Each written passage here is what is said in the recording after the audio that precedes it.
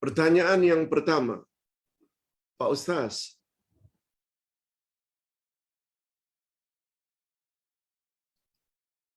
hari ini diviralkan pandangan seseorang.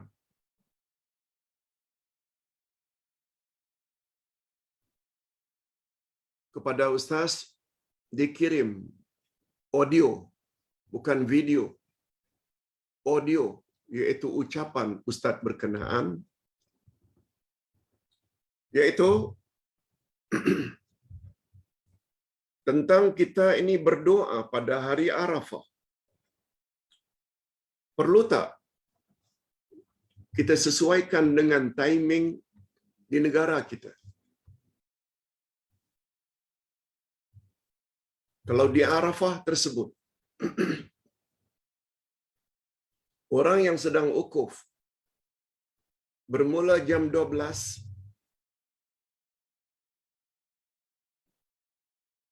kita tambah 4 atau 5 jam kemudian yang untuk kita di sini bermula dari asar hingga isya. Dan dikatakan itulah masa yang sangat mustajab bila kita berdoa.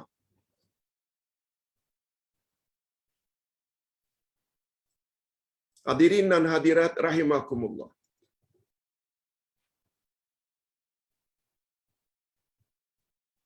Doa termasuk ibadah. Sebab Nabi sallallahu alaihi wasallam bersabda, "Ad-du'a'u huwal ibadah." Doa itu adalah ibadah. Syarat ibadat agar diterima oleh Allah ada 2. Pertama, ikhlas, niat lillahi ta'ala. Yang kedua, mutaba'atur rasul. Kita hendaklah beribadat ikut ketetapan Rasulullah sallallahu alaihi wasallam. Apa makna ikut Rasulullah, Pak Ustaz? Ikut Rasulullah ada 6 cabang. Ada yang namanya jenis. Korban tak boleh sembarang binatang. Jenisnya adalah kalau tidak kambing, onta, lembu.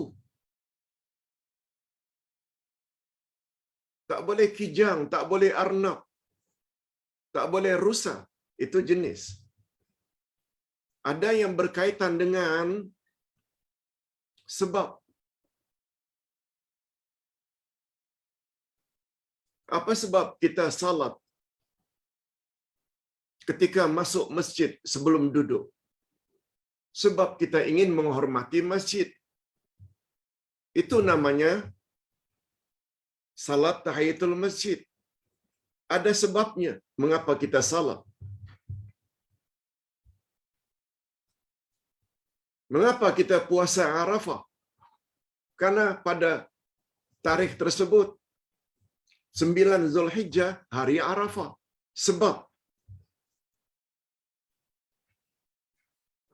Mengapa kita puasa hari Ashura?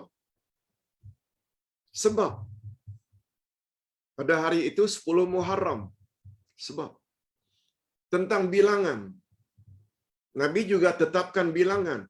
Siapa membaca Subhanallah 33, Alhamdulillah 33, Allahu Akbar 33, lalu ditutup dengan La ilaha illallah wahdahu la syarikalah hingga akhir, timingnya selesai salat fardu, itu masa, maka Allah ampun dosa-dosanya walau sebanyak buih di atas lautan. Nah, di situ ada 2 mutaba'atur rasul.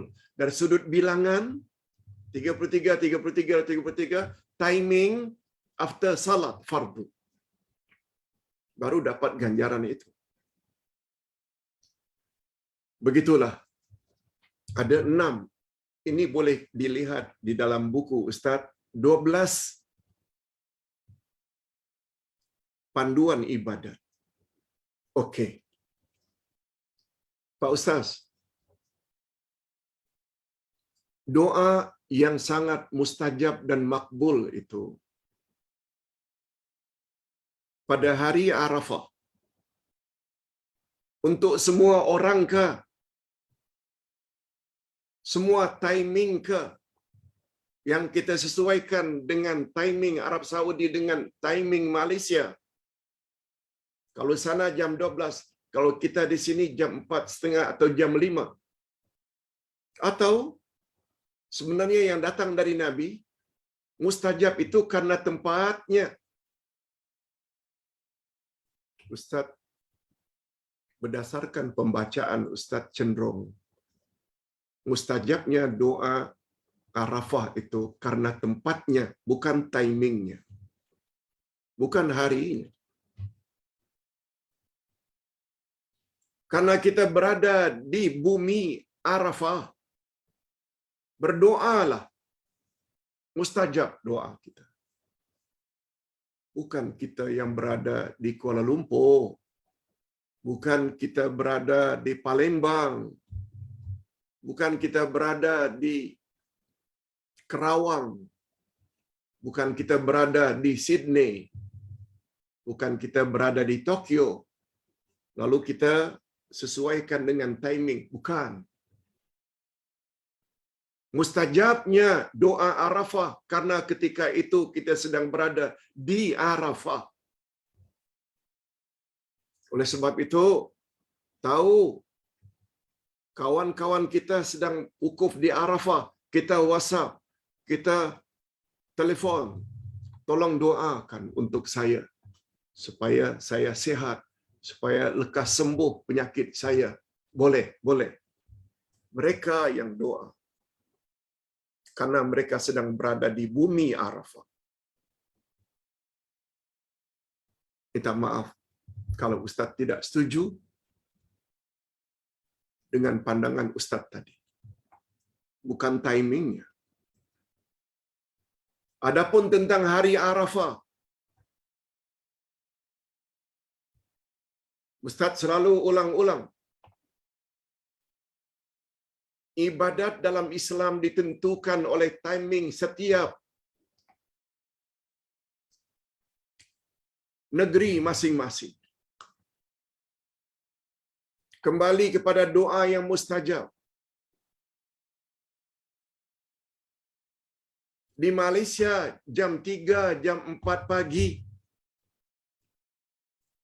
Itu timing di Malaysia. Barangkali jam 3 itu baru jam 11 atau jam 10 di Saudi Arabia. Itu bukan timing yang mustajab. Timing bagi orang Malaysia sepertiga akhir malam. Ini belum lagi kita bandingkan dengan orang yang berada di Toronto, Kanada. Pengalaman Ustaz ketika berada di Toronto. Beza waktu di Toronto, Kanada dengan Malaysia 12 jam. 12 jam.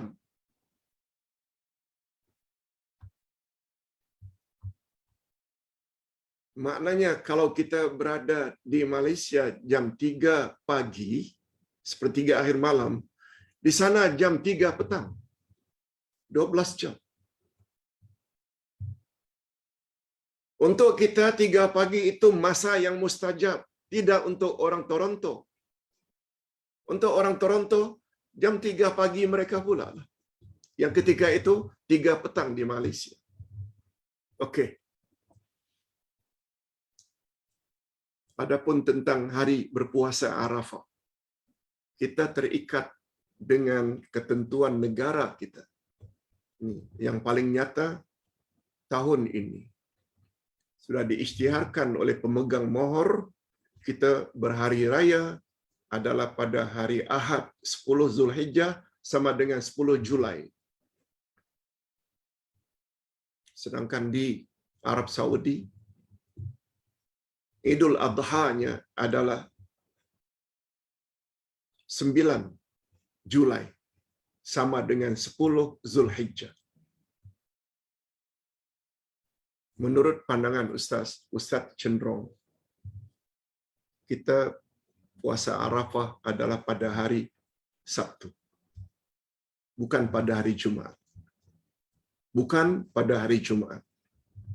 Puasa Arafah.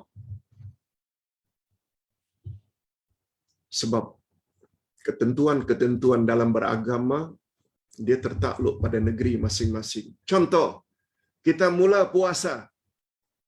Betul tak biasanya lambat sehari berbanding dengan Arab Saudi? Karena ukuran bagi orang Malaysia, bila orang Malaysia nampak anak bulan. Tapi orang Arab Saudi nampak anak bulan lebih dahulu. Mereka puasalah lebih dahulu. Demikian juga berhari raya Idul Fitri dan Idul Adha. Wallahu a'lam. Itu jawaban Ustaz. Kalau rasa berpuas hati, silakan ikut. Kalau cenderung pada pendapat yang satu lagi, silakan. Tidak ada paksaan. Tujuan Ustaz hanya menjelaskan saja. Sesuai dengan apa yang Ustaz yakini. Hadirin dan hadirat rahimakumullah.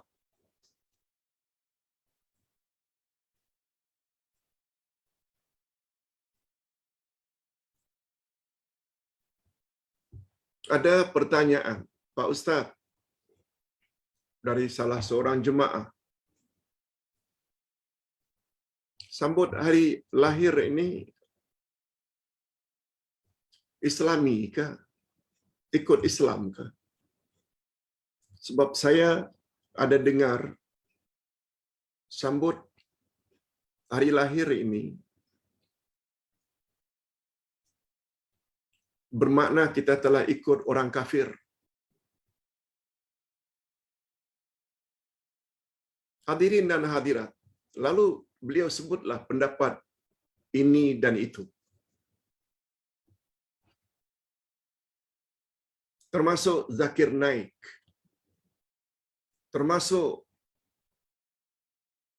Al-Fadil Ustaz